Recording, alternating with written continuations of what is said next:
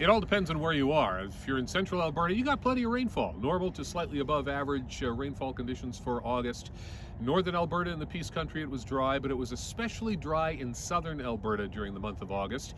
I took a couple of samples here for Calgary and Lethbridge. For Calgary, we had about 26.1 millimeters of rain. The average is 57 millimeters, and that's only for the month of August.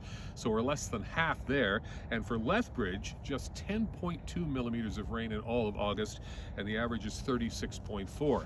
And that just continued a trend that has been going on all summer long. It has been very dry, with precipitation amounts well below average. In Calgary, for example, we had 76% of our average annual precipitation for the months of June, July, and August, and for Lethbridge, only 32%. Generally speaking, in southern Alberta, east of Calgary, it was much drier than average.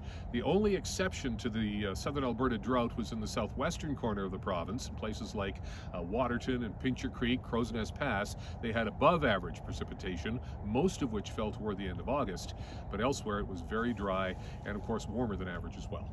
And how about the growing season in general? Did you find, in regards to what we saw from May to September? Throughout the entire period, it was very dry, and the problem with that is it has left a moisture deficit in the ground.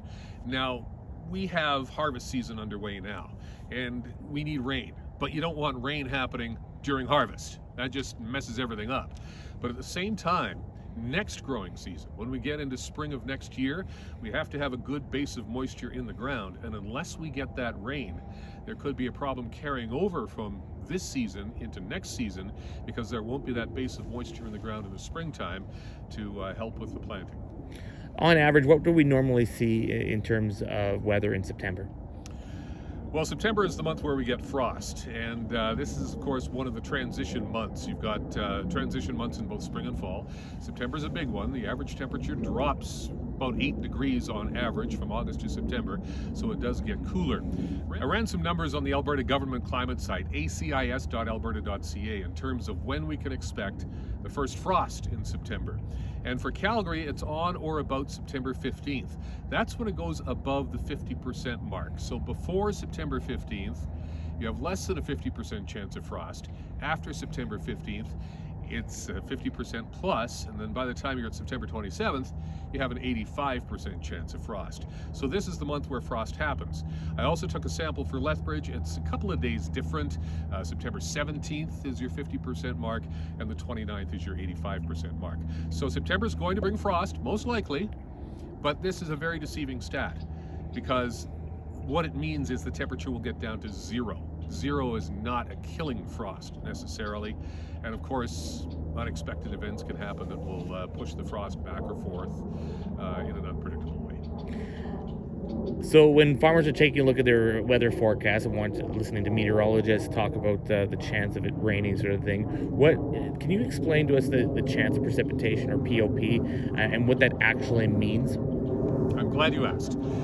Because you take 5 people, you ask them what they think it means, you'll get 5 different answers. Some people will say, oh, it means it'll rain in 30% of the area.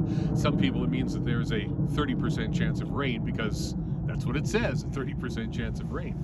But that's not what it means. What it means is there is a 30% chance it will rain with a measurable amount at some point in the forecast area during the forecast period.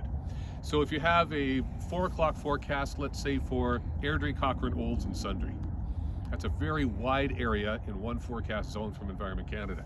And they say there's a 30% chance of rain for that zone. And it doesn't rain in Airdrie, you think the forecast is wrong. It doesn't rain in Olds, you think the forecast is wrong. But Sundre got a millimeter of rain. So there's the rain for that entire zone that happened, a very small amount in a very small area, and that's why you get a 30% chance of rain forecast for the zone. It doesn't mean you have a 30% chance of rain at your house. It just means somewhere in that zone, there's a slight chance that it might rain. Is there any other advice, I guess, information and data? Farmers are huge in getting information and data, so they hear that there's a 30% chance of showers. Is there somewhere else that they can go to kind of supplement that data with, so that they can make a decision based on whether they should swath a crop, for example? Yeah, there's a website called Spot Weather, spotwx.com.